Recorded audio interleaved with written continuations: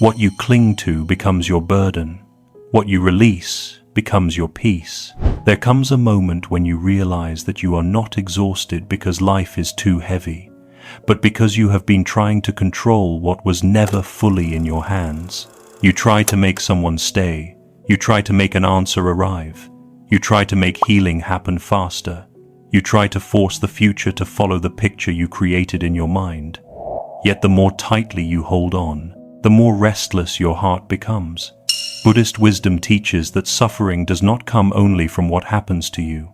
Much of it comes from the mind clinging to how life should be. When you believe peace depends on one person, one result, one timeline, or one perfect outcome, every delay feels like punishment, and every change feels like danger.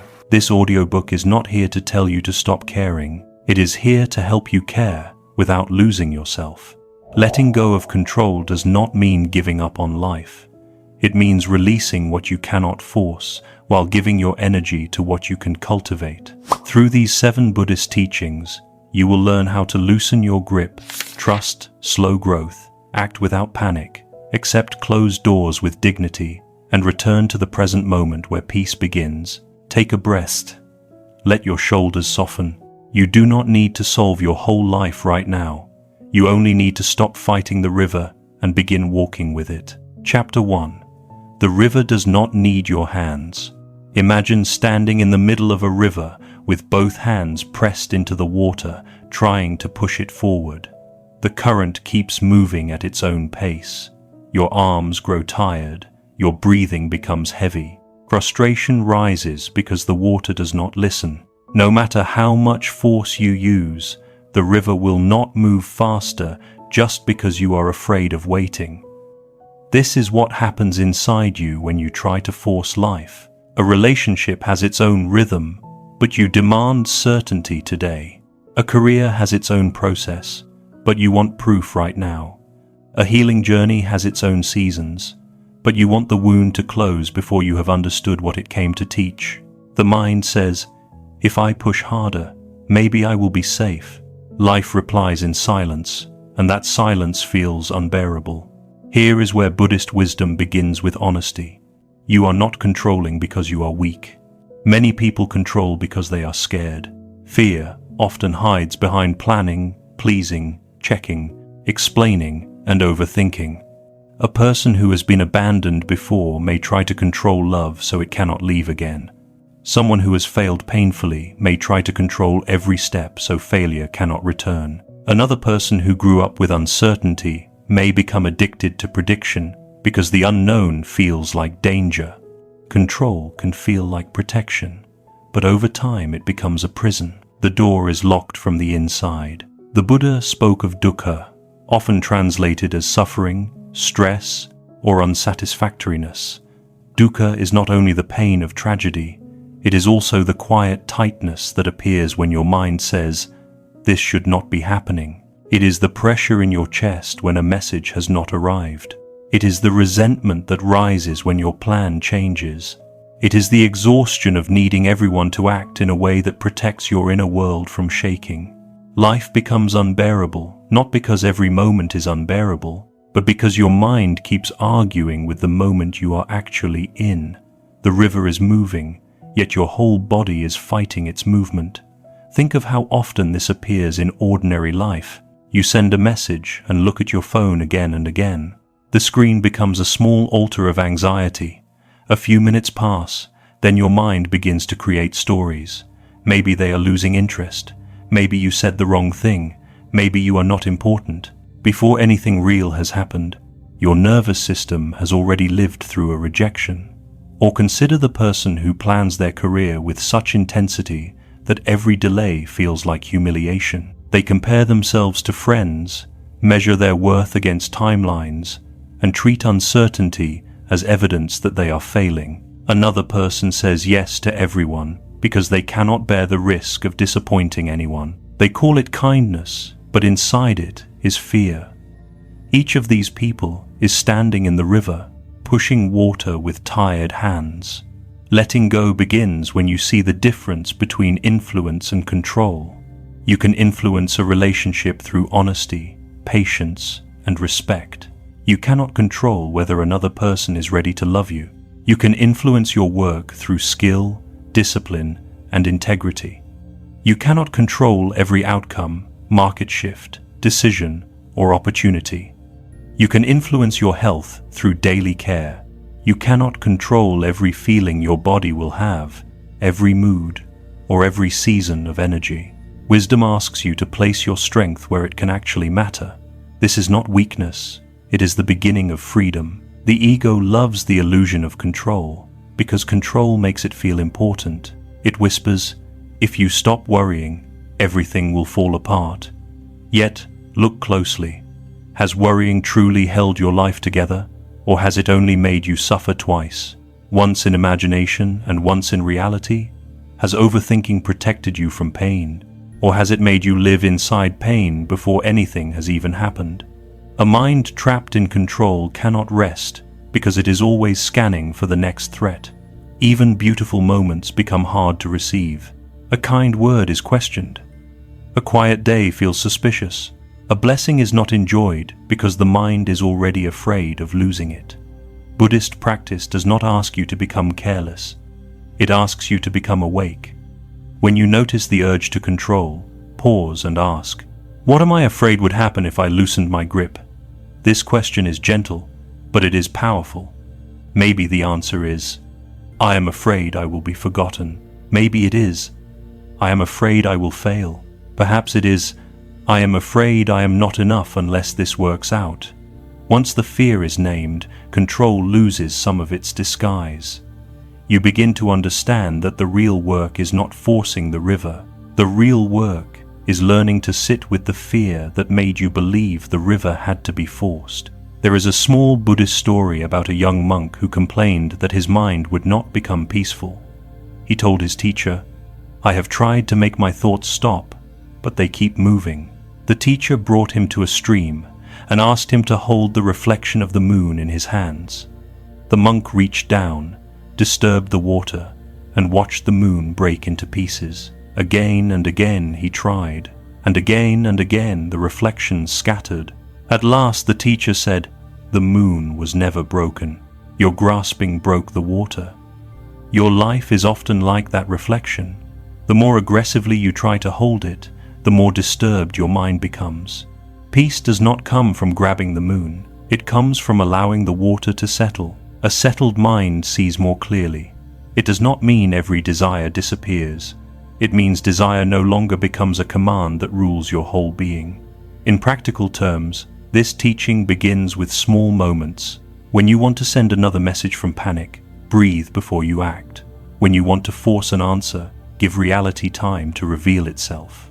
When a plan changes, notice the tightening in your body and say, this is not what I wanted, but I can meet this moment without destroying myself. When fear tells you to control another person, return to your own conduct. Speak honestly, set a boundary, take one useful step, then release the demand that life must give you instant certainty. Control says, I cannot be peaceful until everything is arranged. Wisdom says, I can bring peace to the way I meet what is not arranged. That shift changes everything. The river does not need your hands, but your life still needs your presence. There are things you can do. Plant the seed, tell the truth, apologize when needed, protect your dignity, work with care, rest when the body is tired, practice patience when the mind wants to panic. These actions belong to you. Another person's feelings do not. The timing of every result does not. The final shape of your future does not. Once you stop wasting your strength on the current, you may discover you have enough strength to walk wisely beside it. By the end of this chapter, let one truth settle in you. Letting go of control is not letting life carry you helplessly away. It is recognizing which water you cannot command and which ground you can stand on. Peace begins when your hands stop fighting the river and your feet return to the shore. Chapter 2.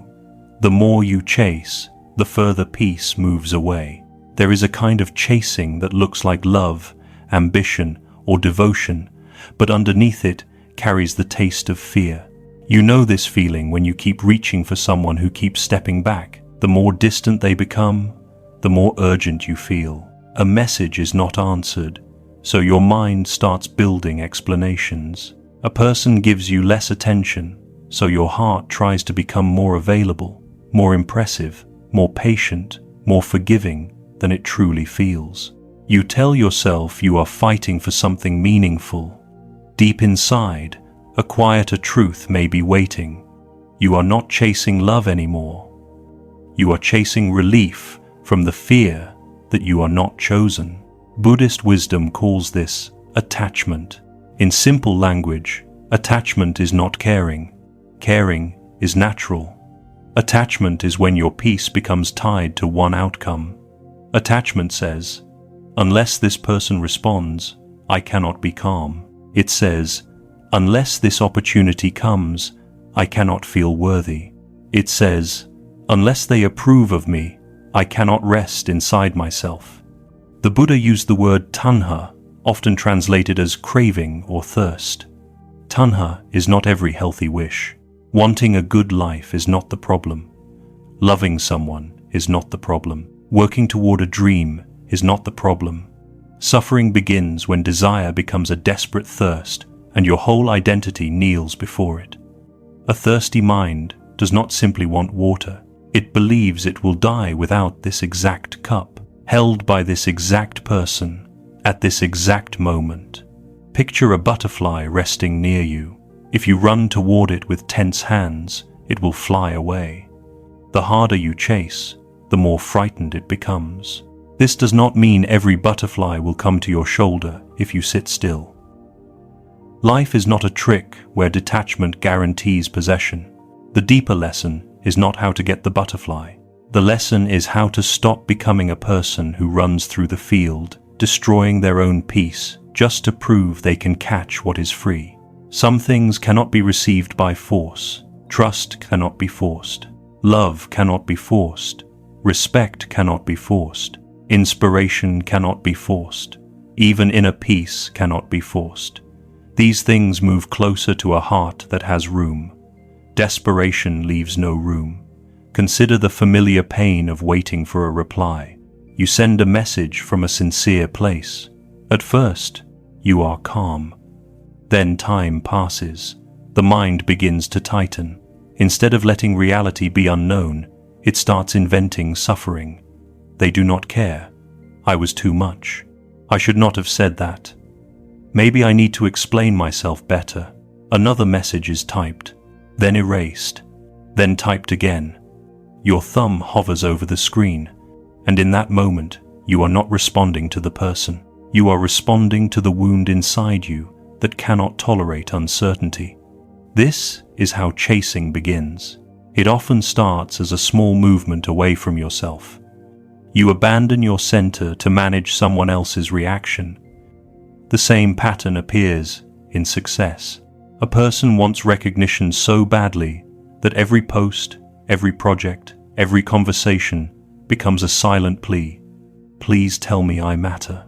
Another pushes their body beyond exhaustion because slowing down feels like falling behind. Someone else keeps proving their intelligence in every room because silence feels like invisibility. Chasing is not only romantic. Many chase approval, status, control, spiritual progress, physical perfection, or the version of themselves they think will finally be lovable. No matter the object, the inner movement is the same. Peace is placed somewhere outside the present moment, and the heart is told to run until it catches it. A Buddhist teacher once held a fistful of sand and asked his students what would happen if he squeezed tightly. Grains began slipping through his fingers. The tighter he closed his hand, the more sand he lost. Then he opened his palm. The remaining sand rested there without struggle. This, he said, is the difference between holding and clinging. Holding allows relationship. Clinging creates pressure. Holding respects change. Clinging fears change. Holding can love without losing itself. Clinging turns love into a cage. When you cling, even what stays near you cannot feel safe because your fear keeps tightening around it. Letting go of chasing does not mean pretending you do not care. False detachment is just another mask. You may care deeply. You may wish for reconciliation, opportunity, love, or success. Be honest about that. Buddhism is not asking you to become stone. It invites you to care without making your soul dependent on one result. There is a quiet dignity in saying, "I want this, but I will not abandon myself to get it." Those words can become a doorway back to yourself. The moment you stop chasing from fear, you begin to recover the energy that chasing has stolen. Think of how much life is spent trying to be chosen by people who are not choosing clearly. Think of the hours lost reading tone, measuring response times, interpreting silence, comparing yourself to someone else, or replaying a conversation from 3 weeks ago. Imagine gathering all that energy and returning it to your breath, your body, your work, your friendships, your prayer, your creativity, your healing. What could grow there? Which parts of you have been waiting for the attention you have been giving to what keeps moving away? A powerful practice for this chapter is simple. When you feel the urge to chase, place one hand on your chest and ask, "What am I hoping this will prove about me?" Maybe you hope it proves that you are lovable. Maybe the promotion would prove that you are not behind. Perhaps one apology would prove that your pain mattered.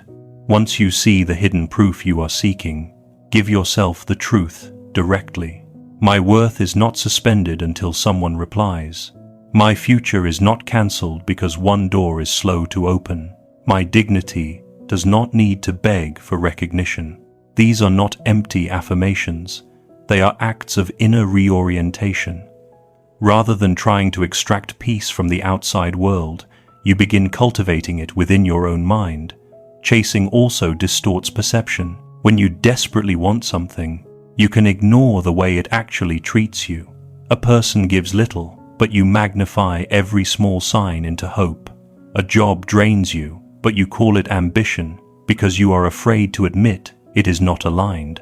A goal no longer fits your soul, but you keep pursuing it because you have already invested years. Attachment does not only make you suffer, it can make you blind. The Buddha's path is a path of seeing clearly. To see clearly, the mind must become less intoxicated by craving. When the thirst calms, truth becomes visible. You may realize the person you chased did not have the capacity to meet you. A delayed opportunity may not be the only way forward.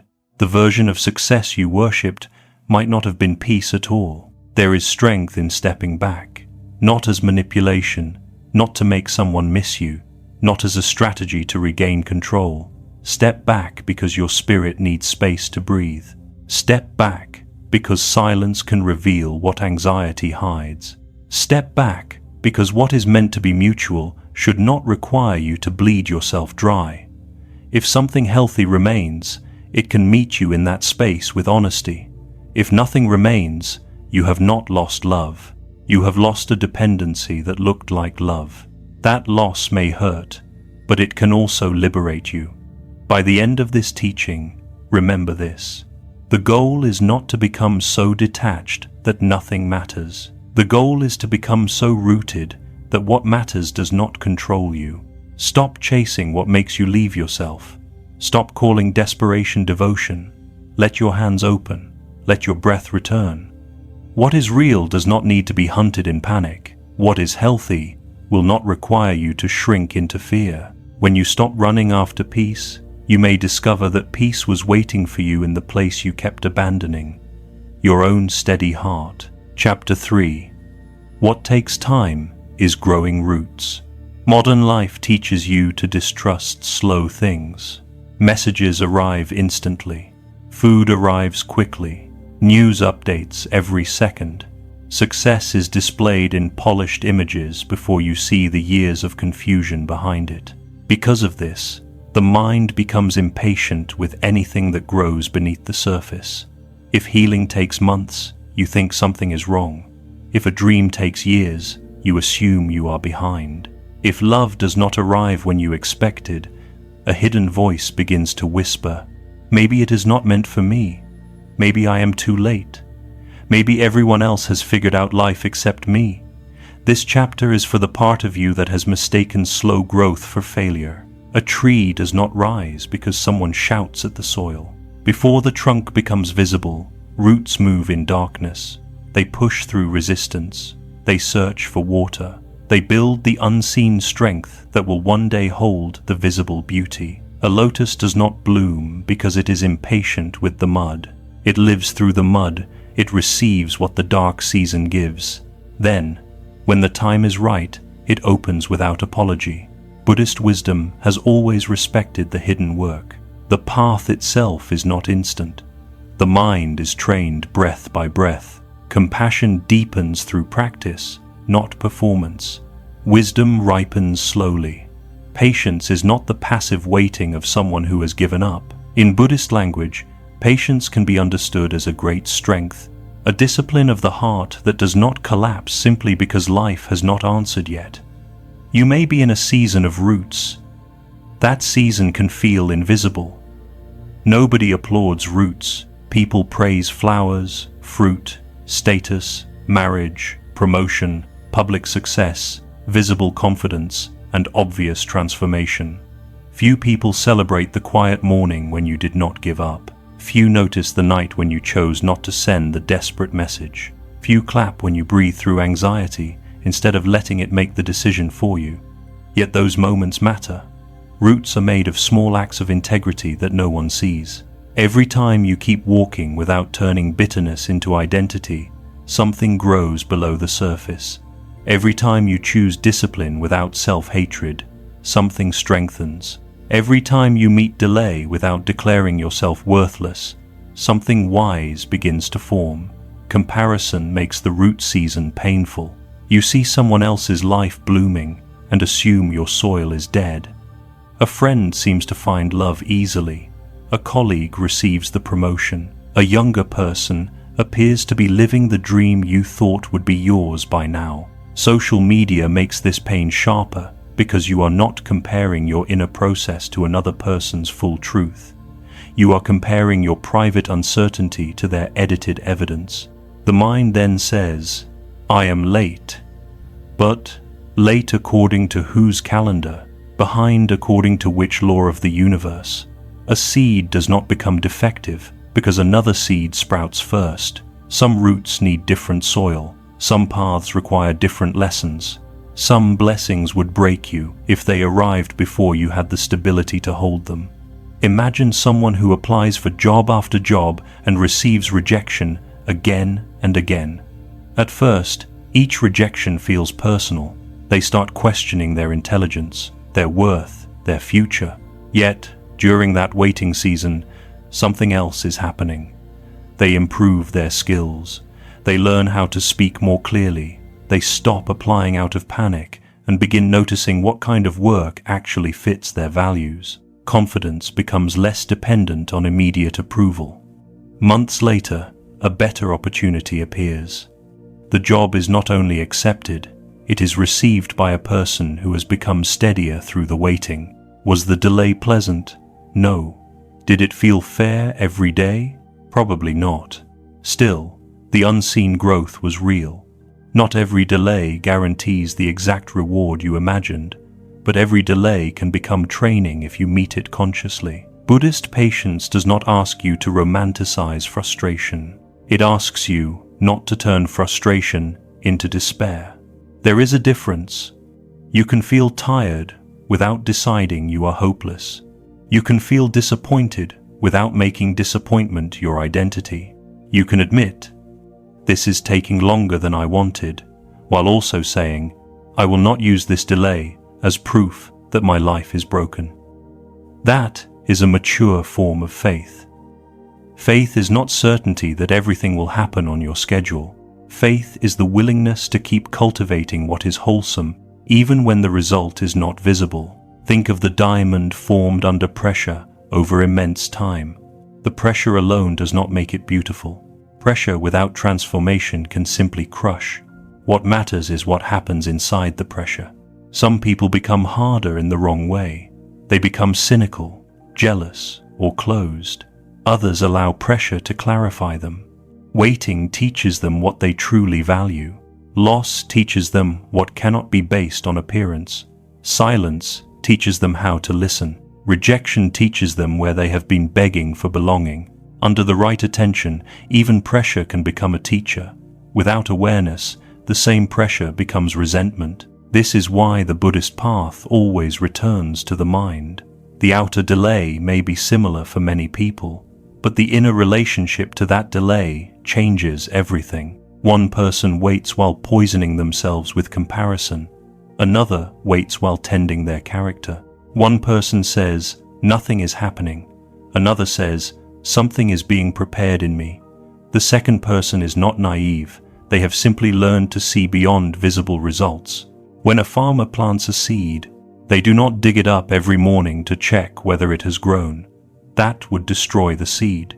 Yet many people do this with their own life. They begin healing, then panic because they still feel pain. They start building a new habit, then quit because progress is not dramatic.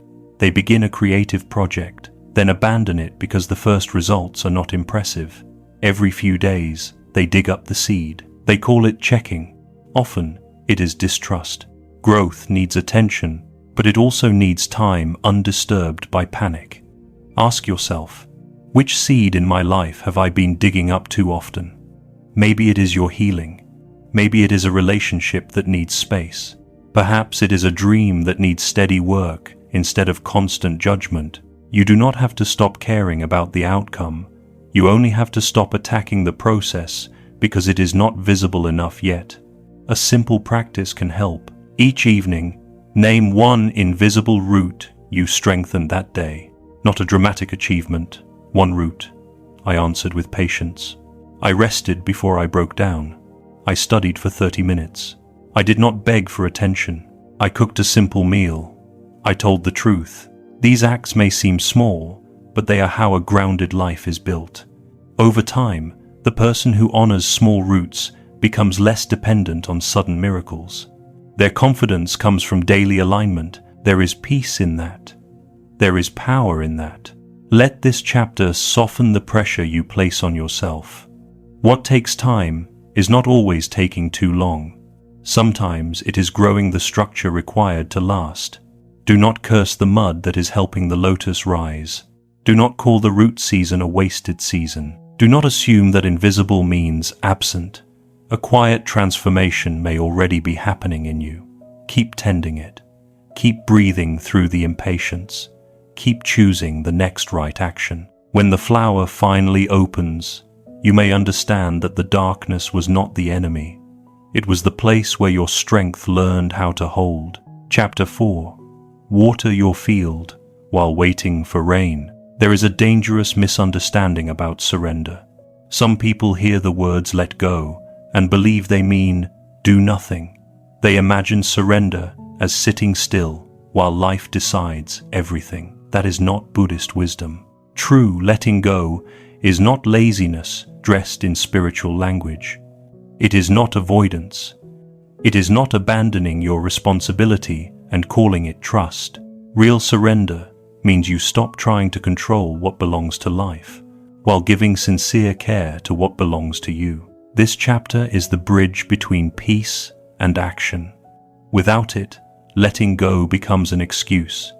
With it, letting go becomes a path of power. There is an old story about a farmer who lived in a dry valley. For months, no rain came. The earth cracked, the leaves lost color, the animals grew thin. Each morning, the farmer climbed the highest hill and shouted toward the sky, "Send rain. I need rain. Without rain, everything will die." At first, his prayer was humble. Then it became desperate. Later, it became anger. He shouted louder every day. Yet while he stood on the hill begging the clouds to change, his fields below were left untended. He stopped repairing the channels that once carried water. He stopped looking for a spring beyond the rocks. He stopped saving what little moisture remained. His animals waited near empty troughs. The soil waited for hands that never came. One afternoon, a monk passing through the valley saw the farmer climbing again. The monk asked, "Where are you going?" The farmer answered, "To ask the sky for rain. I have asked for months, and still nothing comes." The monk looked down at the neglected fields and said, "While you are shouting at the sky, who is watering your land?" Those words struck harder than thunder. The farmer looked back. He saw the cracked soil, the weak animals, the tools left unused, the channels filled with dust. Rain had not come, but another truth became clear. His life was not falling apart only because the sky was silent. It was falling apart because he had abandoned the part of the work that was still his. This story matters because you may be doing the same thing in your own way. Perhaps you are waiting for someone to love you clearly. But in the meantime, you have stopped loving yourself clearly. Maybe you are waiting for a job, but you have stopped learning, applying, preparing, and caring for your health. You may be waiting for an apology, but your whole life has become organized around the wound. Someone might be waiting for inner peace, yet they keep feeding their mind with comparison, resentment, and fear every morning. Everybody has a hill where they shout for rain. The question is whether your field is still being cared for. In Buddhism, there is a teaching called right effort. It is part of the Noble Eightfold Path. Right effort does not mean forcing everything until your body breaks, nor does it mean waiting with empty hands. It means applying energy wisely. It means reducing what harms the mind and cultivating what heals it. It means seeing clearly where your effort belongs. You cannot command the weather, but you can dig channels. You cannot force another person to choose you, but you can become honest about what kind of love you are willing to accept. You cannot make an opportunity arrive today, but you can sharpen your skills, send the application, organize your day, ask for help, and keep your spirit from rotting in resentment. You cannot erase grief by command, but you can breathe, seek support, move your body, tell the truth, and create a gentle routine that carries you through the ache. The phrase "when the time is right" is only helpful when it is paired with "while I keep doing what is right." Without that second part, trust becomes sleep. The farmer did not need to control the rain. He needed to stop using the absence of rain as permission to abandon his field. This is where many people lose years. They say, "When I find the right person, I will become happy." Until then, they neglect friendship, purpose, self-respect, health, and joy. Another says, "When my career changes, I will start living." Until then, they move through each day like a person waiting outside their own life. Someone else says, "When I heal, I will take care of myself." Yet care is not the reward after healing.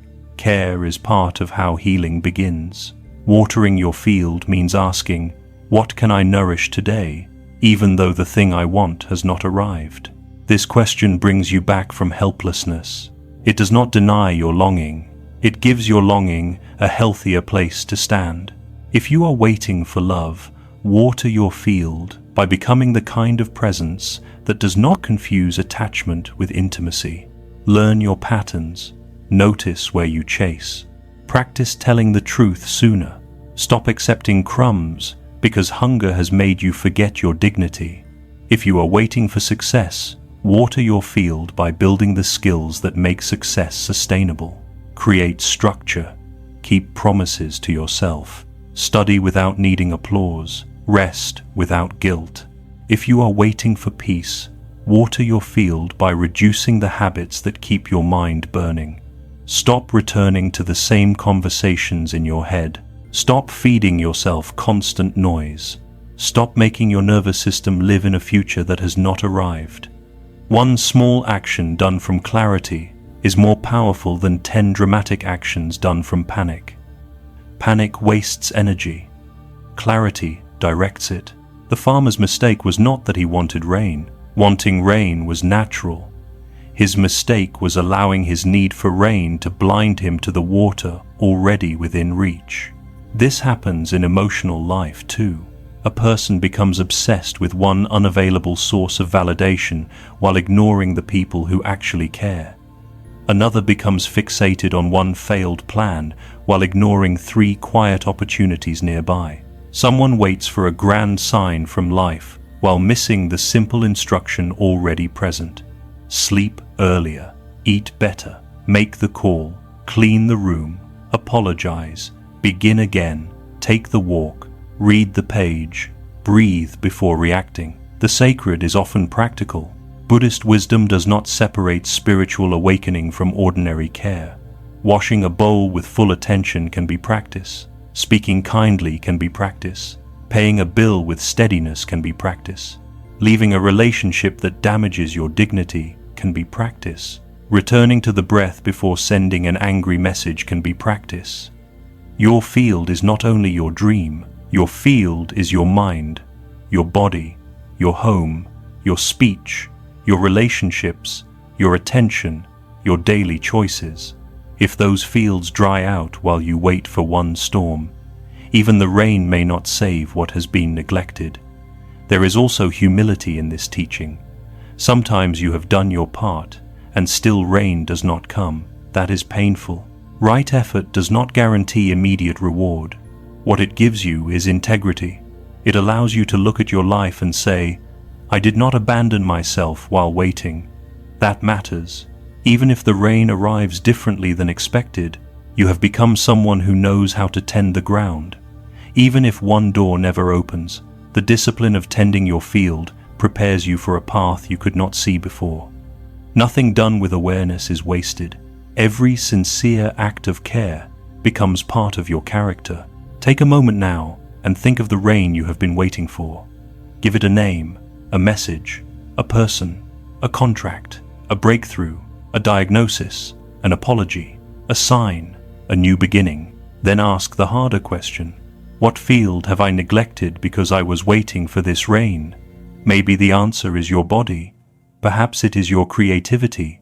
Maybe it is your friendships, your faith, your room, your morning, your finances, your sleep, your self-respect. Do not answer with shame.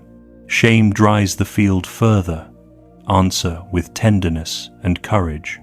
Today can be the day you climb down from the hill. Today can be the day you stop shouting only at the sky and begin placing your hands back into the soil. Trust the rain, but prepare the ground. Surrender the outcome, but honor the task. Release the demand, but keep the devotion. When rain finally comes, whether it looks like what you expected or something wiser, let it find you alive. Let it find your field cared for. Let it find your heart not perfect, but present. This is the middle path between control and collapse. You do not force the clouds. You do not abandon the earth. You water what you can, and you walk in peace. Chapter 5. A closed door can be compassion in disguise. Few things challenge the human heart like a closed door. A person leaves, an opportunity disappears, a plan fails, a dream you held for years suddenly refuses to open. The mind reacts as if the closing door has made a final statement about your worth. I was not enough. Life is against me. This was my only chance. Something must be wrong with me. Pain narrows your vision until all you can see is the door that did not open. Buddhist wisdom does not ask you to pretend that this does not hurt. It asks you to look more deeply at what the pain is made of. Often, the wound is not only the loss itself, the wound also includes the story you attach to it. You did not merely want that person, you wanted the future your mind built around them. You did not merely want that job, you wanted the identity it promised. You did not merely want that door, you wanted the version of yourself you imagined standing on the other side. When the door closes, the dream collapses with it. That collapse can feel like humiliation, grief, fear, and emptiness at once. In Buddhism, attachment is not only attachment to things, it is attachment to mental images. The mind paints a picture and then bows before it as if it were truth. If this person chooses me, I will finally be safe. If this opportunity comes, I will finally be respected. If this plan works, my life will finally begin. The picture becomes sacred to the ego. Reality then moves differently, and the ego feels attacked. Yet sometimes reality is not attacking you. Sometimes it is interrupting an illusion you were not ready to question. A closed door may still hurt. Pain does not prove the door was right for you. Pain only proves you were attached to what you thought it meant. Think of a relationship you once wanted so badly that losing it felt unbearable. At the time, you may have begged, explained, waited, changed yourself, and searched for signs. The absence of that person felt like the absence of your own future. Later, with distance, you may have seen what longing hid from you. Perhaps the connection required you to shrink. Maybe the peace you wanted from them was never peace but anxiety with occasional comfort. Perhaps staying would have cost you your self-respect. A closed door can feel cruel when it happens. Years later, the same door may look like protection, not because the pain was fake, because your understanding was incomplete. This is why humility matters. You see life from the small window of the present moment. Life unfolds through conditions you cannot always see. Buddhism speaks often of causes and conditions. Nothing happens in isolation. A relationship, a career path, a friendship, a decision, even an ending arises from many seen and unseen conditions. The ego says, I know exactly what must happen for me to be happy. Wisdom answers, you may not yet see the whole field. That answer can be frustrating when you are grieving. Still, it contains mercy. You are not required to understand everything in the moment it breaks. Some meanings reveal themselves only after your nervous system stops shaking. Some blessings first appear as losses because the heart has not yet learned what it is being spared from. Be careful, though. Do not use this teaching to dismiss your own grief. Saying, it was meant to be, too quickly, can become a way to avoid feeling. Buddhism does not teach numbness. It teaches awareness. If a door closes and you are hurt, let yourself tell the truth. This mattered to me. I am disappointed. I feel rejected. I do not understand. These words are not weakness. They are honest contact with reality. After honesty comes the deeper practice. Do not turn the closed door into a final judgment about your value. Do not let one person's inability to meet you become proof that you are unlovable. Do not let one rejection become a prophecy over your whole future. Do not let one failed plan convince you that life has nothing left to offer. The door closed. That is real. The story that you are finished is not real. A young seeker once asked a monk why life kept taking away what he loved. The monk pointed to a dead branch hanging from a tree. If the tree clings to what is dead, he said, new leaves have no space. The seeker replied, but the branch was once alive. The monk nodded. Yes, honor what it was, then let the tree live. This is the tenderness of wise letting go. It does not insult the past. It does not pretend the branch never mattered. It simply refuses to let what has ended steal nourishment from what still wants to grow. Many people remain emotionally loyal to closed doors for years. Their body moves forward, but their mind stays seated outside the entrance, waiting for someone to reopen it and confirm that the waiting was not foolish. This kind of loyalty can become a quiet form of self-abandonment. You may think you are honoring love, but perhaps you are refusing life. You may think you are proving commitment, but maybe you are protecting yourself from the risk of beginning again. Ask gently, am I grieving, or am I worshipping the closed door? Grief moves like weather. Worship builds a temple. If you have made a temple out of what rejected you, it may be time to step outside. A closed door can also reveal where your identity was too tightly attached to an outcome.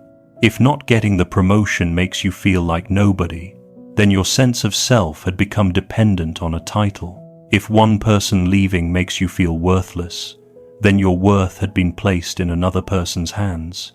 If a plan failing makes you feel like your life is over, then you were not simply planning, you were clinging. These realizations can sting. Yet they are also invitations. Every closed door asks, "Where have you placed your peace?" If the answer is outside you, the path begins by bringing it home. This does not mean you stop trying. Apply again, love again, build again, open new doors. The teaching is not to stop walking. It is to stop collapsing when one entrance is not yours. When a door closes, create space before you decide what it means. Breathe, feel, learn. Then look around. There may be another door. There may be a window. There may be a path through the field. There may be a lesson you would never have received if the first door opened too easily. Sometimes, life redirects you not by giving clear instructions, but by making the old road too painful to continue. That pain can become a compass if you listen without bitterness. Here is a practice for closed doors. When something does not happen the way you wanted, write 3 sentences. First, this hurts because. Second, the story my mind is telling is.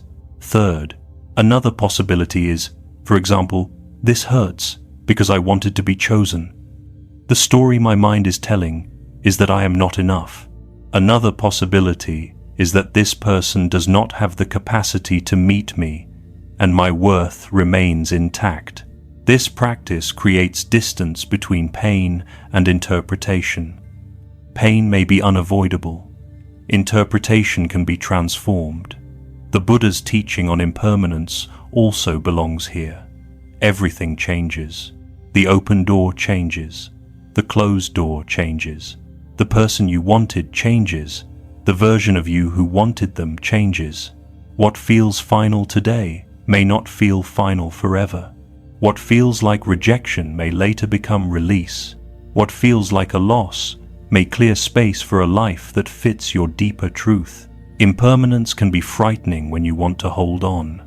It becomes liberating when you need to begin again. Nothing is frozen, not even this pain, not even this ending, not even the identity you built around what did not work. Let this chapter leave you with a grounded hope. Not every closed door is compassion. Some closed doors are simply painful. Some are unfair. Some come from other people's confusion or immaturity. Wisdom does not require you to decorate every wound. Still, even a painful closed door can become a place where you stop betraying yourself. It can teach you to release the future you invented and return to the life still breathing in front of you. It can show you that your worth was never locked behind that entrance. If one door closes, bow to what you learned there, mourn what you must, gather your dignity, then turn around. The path has not ended. You may be standing at the edge of a mercy you cannot yet recognize. Chapter 6. The meanwhile is your real life. The mind loves the question, when? When will things change? When will they come back? When will the pain stop? When will the money improve? When will the right person arrive? When will the answer become clear? This question seems innocent, but repeated too often, it becomes a cage. While the mind waits for life to begin later, the body keeps living now. Morning comes now. Breath enters now. A friend is speaking now. Food has flavor now. Light is touching the room now. Yet the anxious mind is not here to receive any of it. It is leaning into the future, asking for a date, a sign, a guarantee. In that state, you may lose entire seasons not because nothing was present, but because you were absent from what was present. This chapter is about the meanwhile. The meanwhile is the space between what you hope for and what has arrived.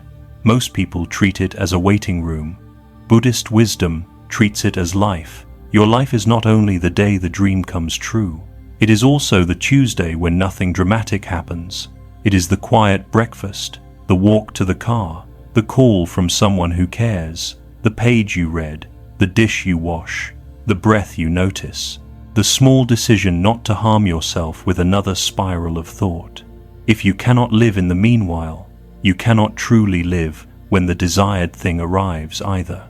A mind trained to postpone peace will keep postponing it. It will say, now I have this, but what if I lose it? Or, now I reach this goal, but what is next? The finish line moves because the habit of absence remains. Mindfulness is one of the clearest Buddhist medicines for this suffering. Mindfulness does not mean forcing yourself to enjoy everything. It means coming into honest contact with the present moment. When drinking tea, know that you are drinking tea. When walking, know that you are walking. When sadness is here, know sadness is here, without becoming the whole sadness. When waiting is here, know waiting is here without turning waiting into your identity. This sounds simple because truth often is simple. Practice is difficult because the mind is addicted to elsewhere. It believes the future contains the missing piece. Sometimes the future will bring beautiful things. Still, peace can only be experienced in the present. Even when the future arrives, it will arrive as now. If you do not know how to be here, you will not know how to receive there. Consider someone waiting for a relationship. They say, "When I find the right person, I will start living fully."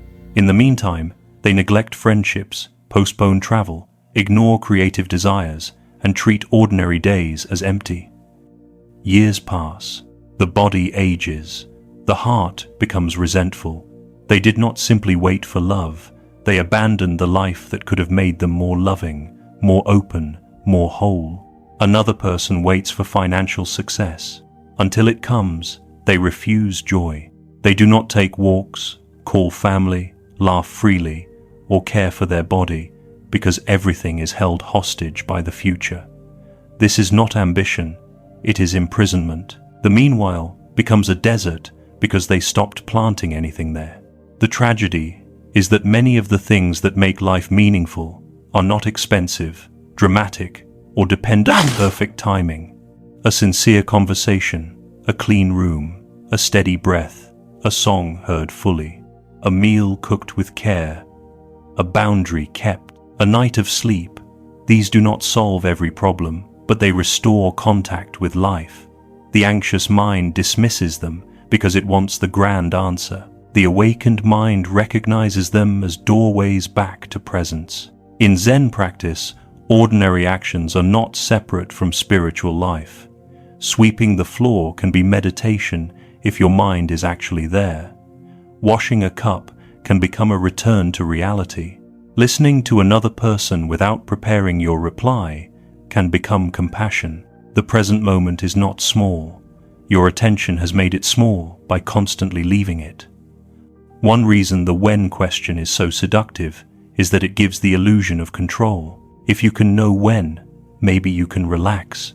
If you can know how long, maybe you can survive. Yet life often refuses to give exact timelines. Healing does not send a calendar invitation. Love does not always arrive on schedule. Success may grow through unseen causes. Grief may soften in waves. Because of this, the deeper question is not, when will everything become certain? The deeper question is, how can I live with dignity while some things remain uncertain? That question returns power to you. Uncertainty may remain, but absence does not have to remain. You can be here even when you do not know. A useful morning practice is to ask, with what I have today, what can I care for? Not what can I control forever. Not how can I force the outcome. What can I care for today? Perhaps you can care for your body by drinking water and taking a walk. Maybe you can care for your mind by reducing the noise you consume. Perhaps you can care for your future by doing one focused hour of work. Maybe you can care for your heart by not reopening a wound for the 10th time. This question is humble, but it is transformative. It turns the meanwhile from a waiting room into a garden. Each day becomes a place where something can be tended. You no longer need the whole future to be solved before you practice peace. You practice peace with the unfinished future still open. This is maturity. Living in the meanwhile also means noticing the people who are here while you are focused on those who are not. A person who loves you may be calling, but you are too occupied with someone who does not answer. A friend may be offering laughter, but your mind is replaying an old disappointment. Family may be aging, seasons may be changing, Your own body may be asking for kindness, and still the mind says, "Not now, I am waiting." Waiting can become a form of blindness. Letting go of control opens the eyes again. It helps you see that the life you keep postponing is not waiting for perfect circumstances. It is waiting for your attention. There is a story of a student who asked a meditation teacher, "How long will it take before I find peace?" The teacher said, 10 years. The student became upset and said, "What if I practice twice as hard?" The teacher replied, 20 years. The student was confused. The teacher explained, "If one eye is always on the destination, you have only one eye for the path." This story speaks directly to the modern heart. Obsession with arrival can slow the very transformation you seek, not because effort is bad, but because anxious effort divides you. Half of you acts, half of you checks whether the action has produced enough evidence yet. Real presence gathers your energy. It says, "This step matters," even before the result appears. Of course, some moments are genuinely painful. The present is not always pleasant. Mindfulness does not ask you to enjoy heartbreak, illness, financial stress, or loneliness. It asks you not to add the second arrow. In Buddhist teaching, the first arrow is the pain that life brings. The second arrow is the suffering created by the mind's resistance, judgment, and story. If you are lonely, loneliness may be the first arrow. "I will always be alone" is the second. If you are delayed, delay may be the first arrow. "My life is ruined" is the second. If someone leaves, loss may be the first arrow. "I am unlovable" is the second. Living in the meanwhile means feeling the first arrow with compassion, while refusing to keep shooting yourself with the second. Return to the breath. Feel your feet. Look around the room. Name what is real without adding a prophecy. "I am here. This is hard. One breath is possible. One kind action is possible." Such simple words can interrupt a spiral. Over time, they train the mind to stay closer to reality. Inner peace is not built by escaping the present. It is built by meeting the present with less violence. Let this teaching become a gentle challenge. Do not wait until life is perfect to become available to your own life. Do not wait until love arrives to become loving. Do not wait until success arrives to become disciplined. Do not wait until all pain disappears to practice kindness toward yourself. The meanwhile is not empty time. It is where your character is shaped. It is where your nervous system learns trust. It is where your soul discovers that peace is not only a destination after achievement. Peace can be a way of walking while the road is still unfinished. Today, drink the tea while it is warm. Hear the voice of the person speaking to you. Notice the sky, even if your problem remains. Finish one small task. Protect one quiet promise. Breathe before you reach for the future again. The life you want may still be coming. While it comes, do not abandon the life that is already here. Chapter 7. Trust life's timing, but keep walking. The final teaching gathers everything into one clear truth. Trust life's timing, but keep walking. Many people trust only when they see proof. They relax only after the answer arrives. They believe only when the result is visible. Buddhist wisdom invites a deeper trust, not blind belief that every desire will be granted exactly as imagined, not a childish certainty that life will remove all difficulty. A mature trust says, "I do not control the whole path, but I can meet this step with awareness." It says, "I do not know the timing, but I can prepare my heart." It says, "I will not use uncertainty as an excuse to live in fear." This kind of trust is quiet, strong, and deeply practical. It does not make you passive, it makes you steady. Think of the life of the Buddha before awakening. He did not find truth in a single day. He left comfort, he searched, he studied, he practiced, he tried extreme paths. He became disappointed by what did not lead to freedom. At one point, he saw that forcing the body and mind through harshness was not liberation. Then, the middle way became clear. Awakening did not come because he bullied reality into answering. It came when his seeing became clear enough to understand suffering, craving, impermanence, and the path beyond clinging. This matters for your life, because you may also be trying to force awakening in your own form. You want instant clarity, instant healing, instant purpose, instant peace. Yet the mind does not become free through violence. A flower does not open because you pull its petals. The heart does not heal because you command it to stop hurting. Wisdom matures when you keep showing up without turning the path into a battlefield. Trusting life's timing does not mean every event is pleasant or fair. Some things hurt because they are painful, not because you failed to understand them. Some losses will never be explained in a way that makes them easy. Buddhism does not require you to smile at everything. It teaches you to meet everything without becoming enslaved by hatred, panic, or clinging. When timing feels slow, the practice is not to deny your longing. The practice is to hold longing with spaciousness. I want this, and I can still breathe. I hope this opens, and I can still live today. I do not know what comes next, and I do not have to destroy myself while I wait. These statements train the heart to remain whole in uncertainty.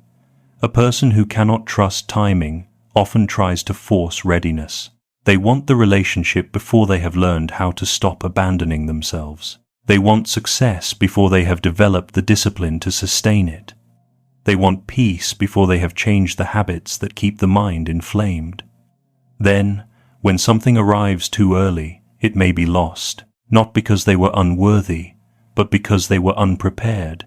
Another person waits longer than they wanted. During that waiting, they learn patience, boundaries, self-respect, skill, humility, and gratitude.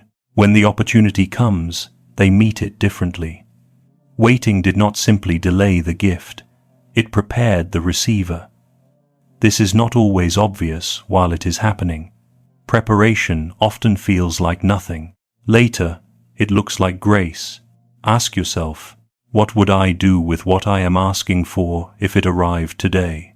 This question is not meant to shame you.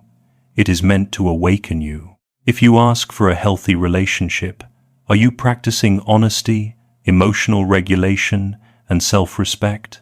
If you ask for a larger platform, are you developing the character to handle criticism, responsibility, and visibility? If you ask for financial freedom, are you learning discipline, stewardship, and generosity? If you ask for peace, are you reducing the habits that keep war alive inside you?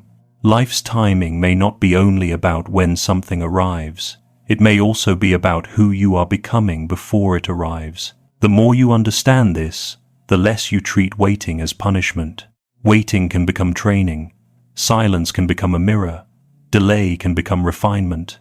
The fear behind letting go is often this: if I stop controlling, I will lose everything. Look at that fear with compassion.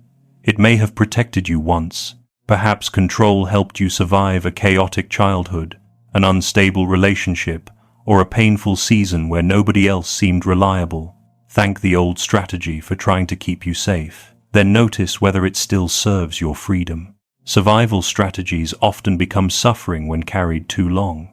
Control may have helped you endure the storm, but it cannot become your permanent home.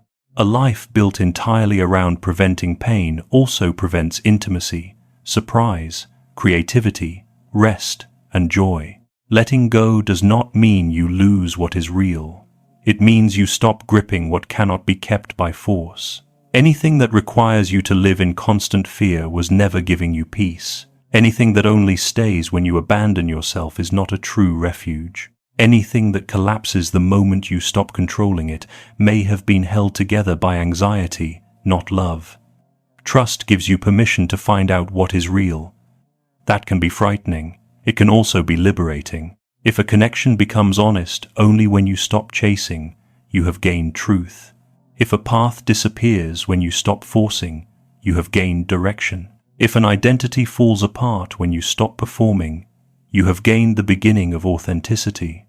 The middle way is important here.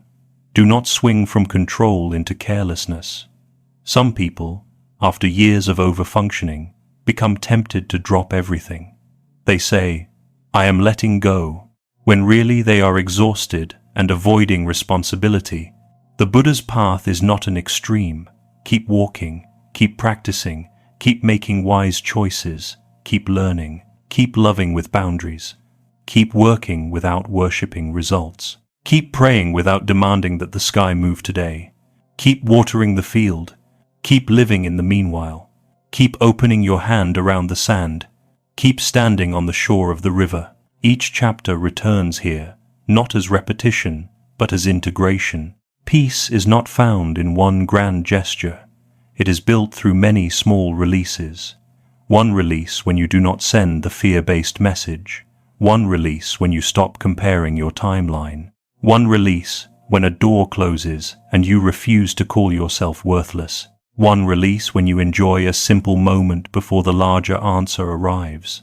One release when you act with care and surrender the applause. Over time, these releases reshape your inner world. The nervous system learns that uncertainty is uncomfortable but survivable. The heart learns that desire can exist without domination. The mind learns that it does not need to narrate every silence as danger. The soul learns that peace is not the prize after control succeeds. Peace is what becomes possible when control softens. There is a beautiful image in this final teaching. A person walking through a forest at dawn. The full path is not visible. Only a few steps appear in the light. If that person refuses to move until the entire forest is revealed, they will stand frozen forever. If they run wildly, ignoring roots and stones, they may fall. Wisdom chooses another way. It takes the next visible step, then the next, then the next. Trust does not demand the whole map. Trust honors the next step. Your life may be asking for this kind of trust now, not certainty, not passivity, a calm willingness to keep walking while the full path remains hidden. What belongs to your deepest path will not require you to tear yourself apart in order to reach it. This does not mean everything you want will arrive. It means the life that is true for you cannot be built through self-betrayal. If you must become smaller, colder, more anxious, more dishonest, or more desperate to keep something, pause. The cost may be too high. A path aligned with peace may still challenge you, but it will not require the death of your inner dignity. Trust life's timing by trusting the wisdom of your own awakened attention. Your body often knows when something is wrong before your mind admits it. Your breath tightens, your joy fades, your spirit becomes heavy. Listen. Letting go of control also means letting go of the ego's insistence that it already knows best. Sometimes the deeper wisdom inside you has been whispering, but fear has been louder. In the end, the practice is simple, though not easy. Breathe. See clearly. Do your part. Release the rest. When fear returns, breathe again. When longing returns, hold it gently. When impatience rises, take one grounded action. When grief visits, let it move through without building a home there. When joy appears, receive it without immediately fearing its loss. This is how a peaceful life is lived. Not all at once, not perfectly, moment by moment, step by step, breath by breath. Trust life's timing, but keep walking. The river is moving, the field is waiting, the roots are growing. The door that closed is not the whole world. The meanwhile is alive. Your hands can open now. Your heart can soften now. The path does not need your panic to become sacred. It needs your presence. Conclusion. What I learned when I stopped fighting time. As I bring this audiobook to a close, I feel the quiet weight of its message in my own heart. For a long time, I used to believe that control was a form of responsibility. I thought that if I worried enough, I would be prepared. If I planned enough, I would be protected. If I held tightly enough, I would not lose what mattered. That belief seemed reasonable at first. It even made me feel strong, yet beneath the surface, I was not peaceful. I was tense. I was always watching life, measuring it, questioning it, trying to predict the next disappointment before it arrived. What I called wisdom was often fear. What I called discipline was sometimes mistrust. What I called love was sometimes attachment wearing a gentle voice.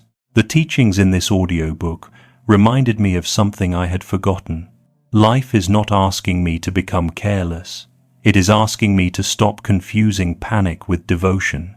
The river does not need my hands. That image stays with me because I have spent many seasons trying to push water. I have tried to make people understand before they were ready. I have tried to make opportunities arrive before their causes had ripened. I have tried to heal faster than my heart could honestly heal. Each time, the same truth returned.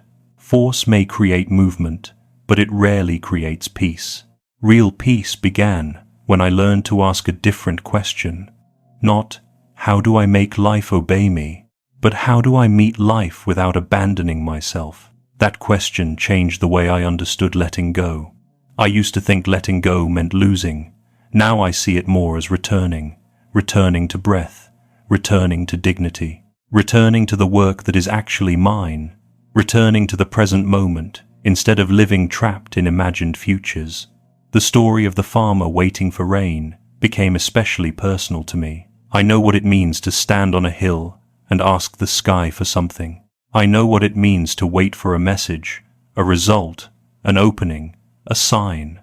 I also know how easy it is to neglect the field while waiting. There were times when I gave so much attention to what was missing that I forgot what was still alive. I forgot to water small friendships. I forgot to care for my body. I forgot that one quiet day could still be meaningful even if the larger answer had not arrived. That realization did not make me ashamed. It made me awake. I began to understand that trust is not proven by how long I can stare at the clouds. Trust is proven by how gently and faithfully I care for the ground beneath my feet. This audiobook also changed how I see closed doors. In the past, a closed door felt like rejection from life itself. I would take it personally. I would build a story around it. This means I failed. This means I am not enough. This means the future I wanted is gone. Now I try to pause before turning pain into identity. Some closed doors still hurt. I do not pretend otherwise, but I no longer believe every closed door has the authority to define my worth.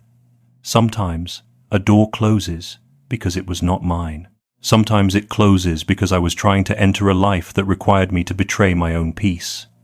Sometimes it closes without explanation, and my work is simply to grieve without becoming bitter. That awareness feels like a kind of freedom, not loud freedom, quiet freedom, the kind that lets a person stand up, breathe, and continue walking.